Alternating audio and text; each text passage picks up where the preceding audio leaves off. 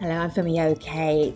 You're watching the stream. Today we are focusing on child marriage in the United States. I know some of you did a double take right there. It is an issue that is persisting in the United States despite the US being a rich, developed country. The guest that you're about to meet will explain why. I know you're going to have questions, so if you're on YouTube, you can jump into the comments section and you can be part of this discussion as well. Share your questions, your thoughts with our guests. I will say hello to the guests. The guests will introduce themselves to you. Hello, Donna. Great to have you. Tell everybody who you are. Thank you so much. My name is Donna Pollard, and I am the founder of Survivors Corner. That's a nonprofit that I started back in 2018 that seeks to empower and support survivors of various forms of trauma while bringing an end to cycles of abuse in families, including cases of child marriage. Thanks for being with us. Sarah, welcome back to the stream. Remind our audience who you are, what you do. Thank you so much for having me. My name is Sarah Tasneem, and I publicly advocate here in the United States to end the practice of child marriage. I was forced at 15 years old to marry a complete stranger, and so now I use my experience to advocate against this practice, this very harmful practice that exists here in the US and worldwide. And hello, Max. Welcome to the stream. Tell everybody who you are. Hi, my name is Max Robbins. I'm the founder and executive director of Students Against Child Marriage. We're the first student-led nonprofit in the United States that's singly devoted to ending the American child marriage crisis. Good to have you, guest. I'm going to start with a controversial Unicef anti-marriage ad campaign that made some people really upset. Let's have a look.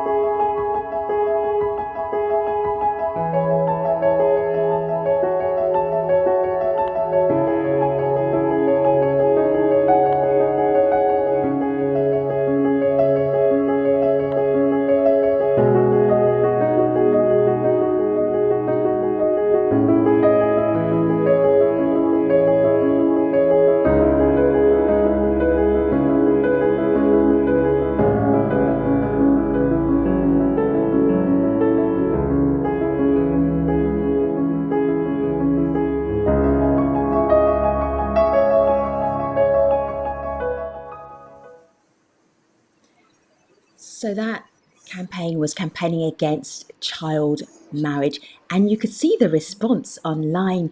It doesn't happen to white children. It doesn't happen in the developing world. People were really, really surprised. Sarah, I'm getting the same response back here on our Twitter feed for the stream, and we were talking about child marriage, telling people about this program. And then DDV, let me just scroll up here. Shocking indeed, land of the free, tolerating child marriage. This is our entire conversation.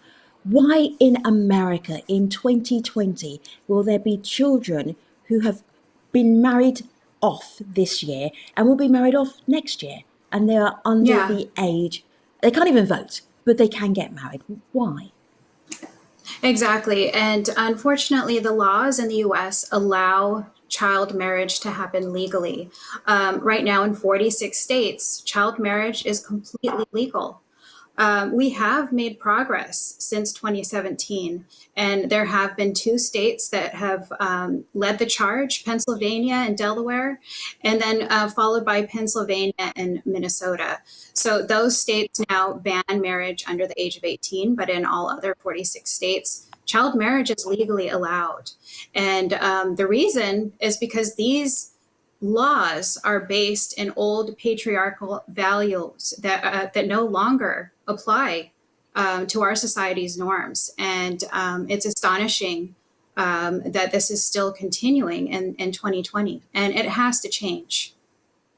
I want to give people an example of what that must be like. There's a documentary series called Frontline, and just a couple of years ago, they did a comprehensive report about child marriage in the United States and also elsewhere around the world. And they caught up with a Delaware court clerk called Ken Bolden. Here's Ken's story.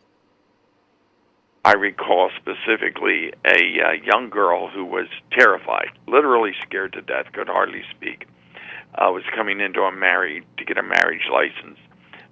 She was 14 years old, and she was applying. Her mother was coming in to sign to get permission for her to be married, and she was there with a male who was 27 years old, applying to be the groom. And what I was statutorily required to do was, since the mother was there to sign and give the permission, I was supposed to grant them a marriage license and perform the ceremony. As Ken was talking, I could see Donna nodding. Donna, this must resonate with you. I have got a wedding picture here of you, and you are 16. So when Yes, Ken's that's talking about correct. this terrified little girl, you also know what that's like. Can you share some of those thoughts with us? Because that's how you became an advocate, because you were a survivor first of child marriage. Absolutely. I was 16 years old when I was married off to a man that was 15 years 31 at the time that the wedding occurred.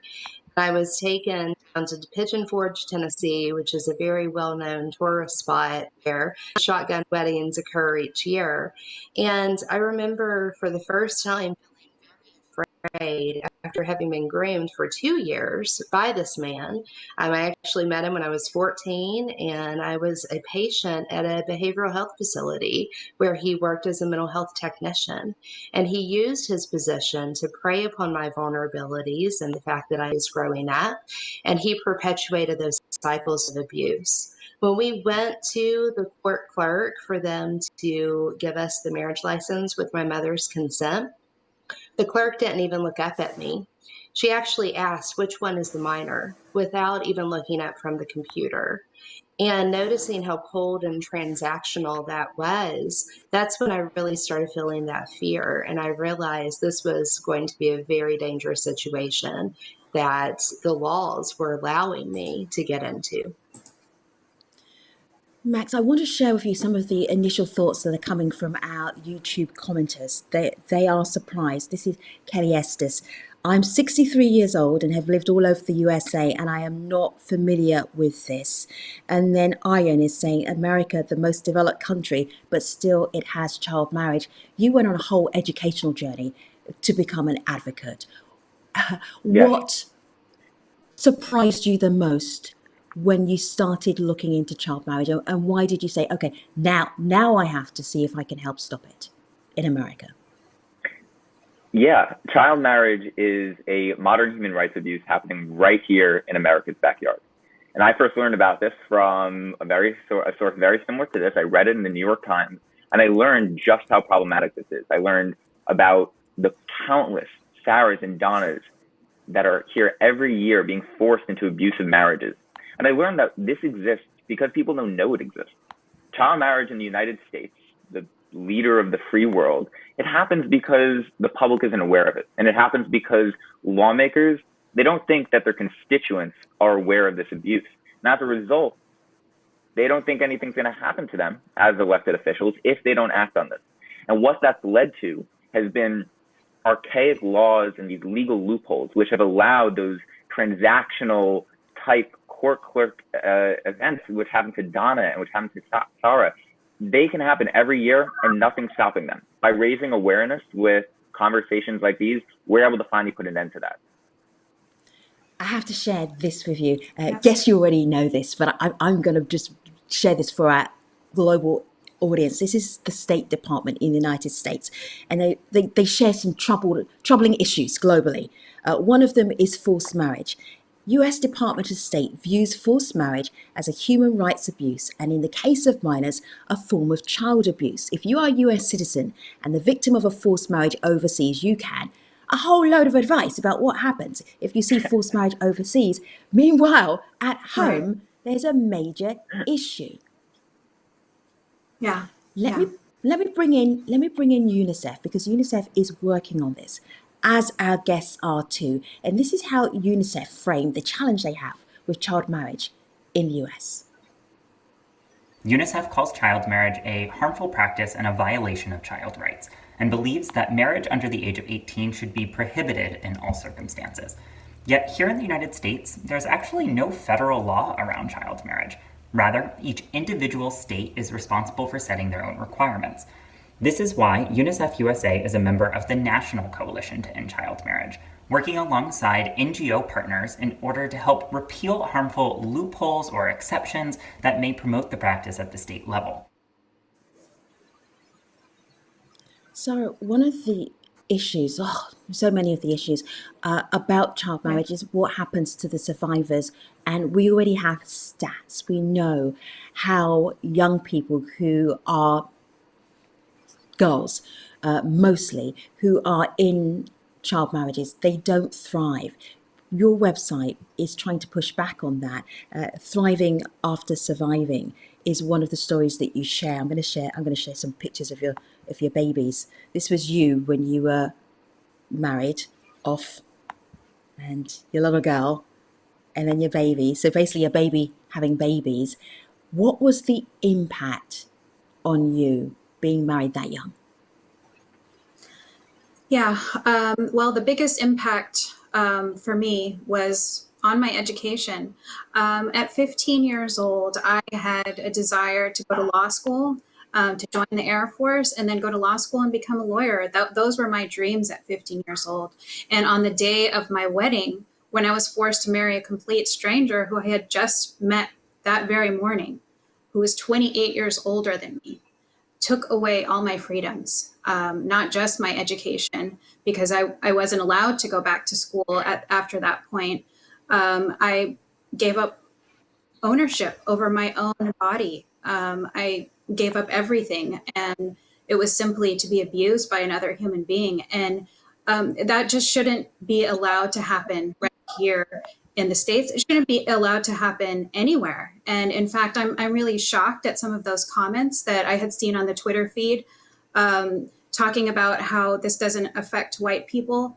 Well, I don't think that's the issue here. I think the real issue is that there is child abuse happening here, and it's completely legal. And so it's shocking to me that that people would say that this isn't happening to white people. I don't think it's a white issue. I don't think it's a brown issue. I think it's a worldwide human rights abuse issue. Absolutely. And if I could just jump in and piggyback off what Tara just shared as well, because if you look at the data in the state of Kentucky, here in Kentucky, we are a predominantly white state. And since the year 2000, 2000 and 2017, there were 10,000 cases of child marriage that occurred.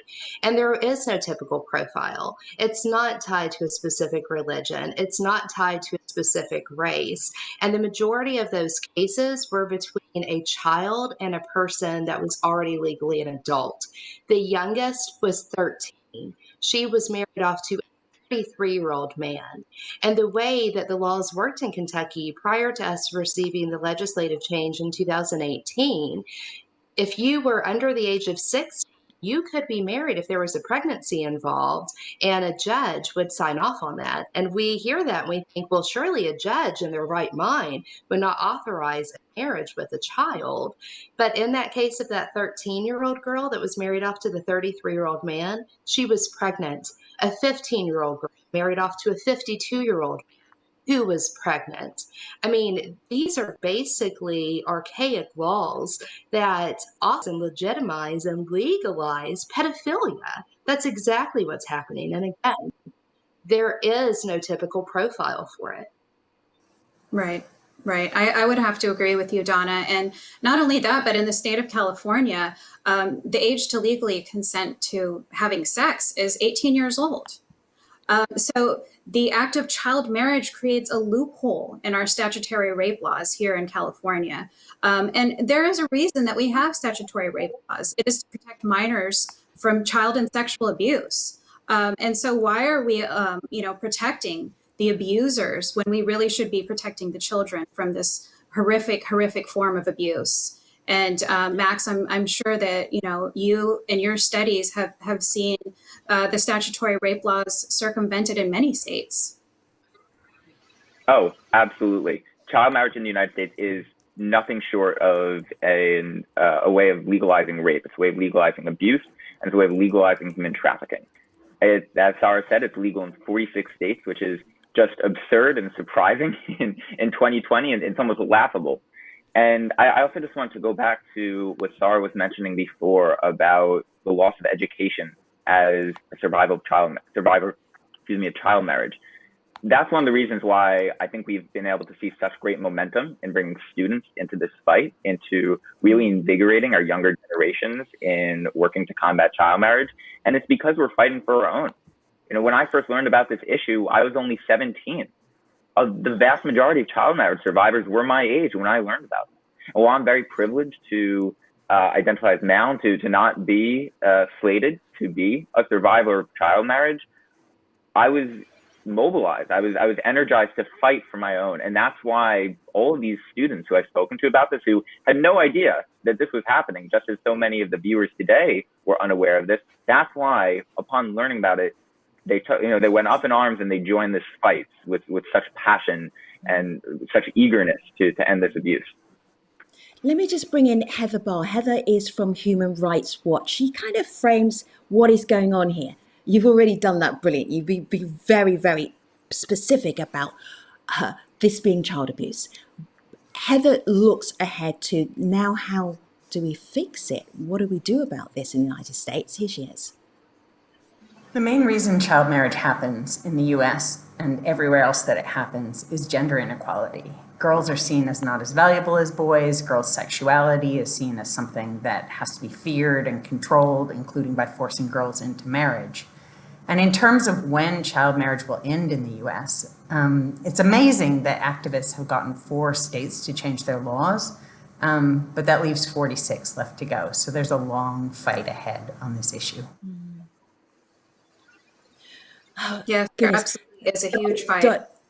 Yeah, and Donna and Sarah, you've been doing this, like taking it to the courts, because every state has different rules. So it's going to take 50 different legal battles, some of which have already been won, for every state to say that child marriage should be illegal and you can only marry a minor when they get to the age of consent, for example. Donna, can I give you this question? And this is from in the YouTube comments. Lost my password is the handle. What about parental consent? Can there be anything done as punishment to parents? This is something you know a lot about from Kentucky. Go ahead. That's a very great question. And, I will say that what we often consider parental consent is most often parental coercion, as in the case with my own mother. My mother was very abusive growing up. She herself had been a child bride, married off at the age of 13 to my father, who was older than she was and already had 2 sons from a previous relationship.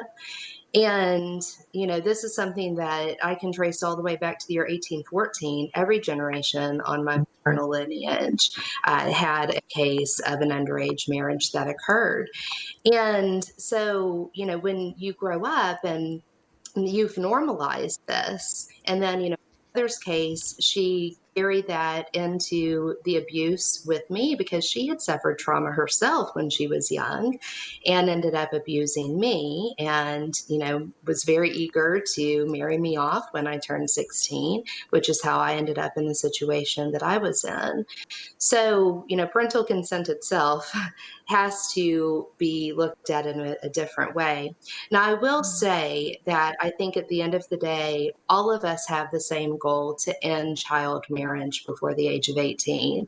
And whereas there have only been 4 states here in the United States that have actually set that high bar at the age of 18, I will say that I'm hopeful by the progress that we have been making in other states to at least increase the minimum age. And, in the state of Kentucky, as an example, we did away with parental consent and we required judicial approval, raising the age to age 17 requiring judicial approval, but with established clear criteria that the judge would have to assess before authorizing the marriage, such as the person that the minor was marrying could not be greater than 4 years older than them. The minor would have to be in the judge's chambers talking about how they met so that the judge would have the opportunity to identify a coercive relationship versus, is this a Romeo and Juliet type situation? And again, I'm not advocating for children to marry at the age of 17, but what I am saying is that in my personal advocacy, I've had to reach the point where I can't let good be the enemy of perfect. And when I'm uncovering statistics showing that 13-year-old girls are being married off to men in their 30s, then that says to me, I'm willing to at least make some progress and protect those young children and do the next best thing and make sure that, children that maybe are marrying at 17 are also as best protected as they possibly can be before we achieve that priority goal of 18. I'm going to bring one more voice Yeah. into our conversation, and this is Casey's voice. I'm going to get you to listen to Casey's voice, Sarah, and then just come right off the back of it. Here's Casey Swegman.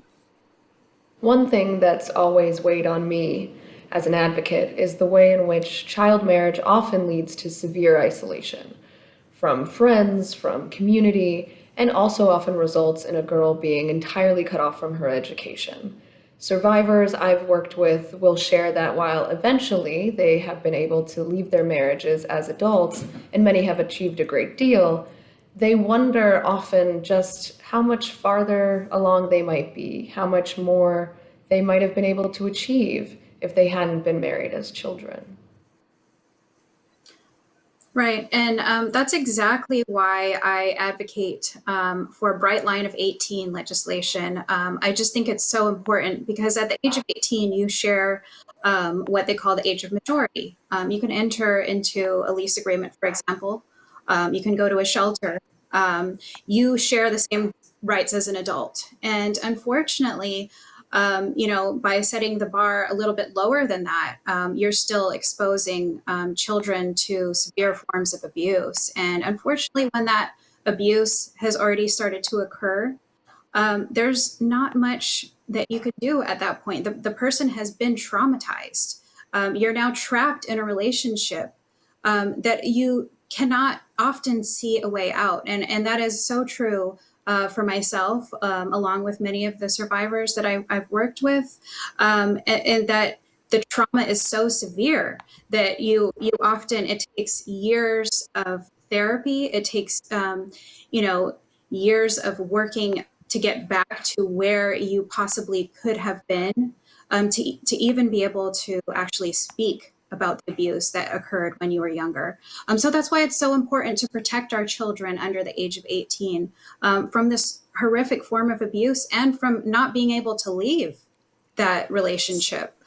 Sarah, we talked to you on a Right. stream, and you helped us with a show about 3 years ago. How is the child marriage situation in the United States now? Would you say it's going in the right direction? There are fewer and fewer child marriages right now because of the work that you're doing and other advocates are doing. I wish I could say that with 100% clarity that child marriage is lowering, but we don't know that that's true. And especially with COVID-19 and the lockdown happening across the world, it's unfortunately exacerbating domestic violence situations, including child abuse, including child marriage. And the UNFPA actually, in their most recent report, named that child marriage is one of the top 3 abuses against women and girls worldwide. So unfortunately, no. And in the U.S., while we have 4 states that have banned child marriage, I'm not sure if that has decreased the number of child marriages that are happening. I can only hope that it has, but we have seen that it has exacerbated. Sarah and Donna and Max, thank you very much for talking to us about the work that you're doing to make child marriage across the United States illegal, across all of the United States. Really appreciate your help today, and our YouTube commenters as well. This conversation is going to continue on Instagram. Let me show you what we're doing on my computer here. Child marriage in the United States at 20:30 GMT, starting from Wednesday. We will be having this conversation with Anne Sprinkle, talking about child marriage, the impact of it, and also taking that conversation internationally. I know a lot of you are commenting on child marriage around the world as well. But for now, thanks for watching. I'll see you next time.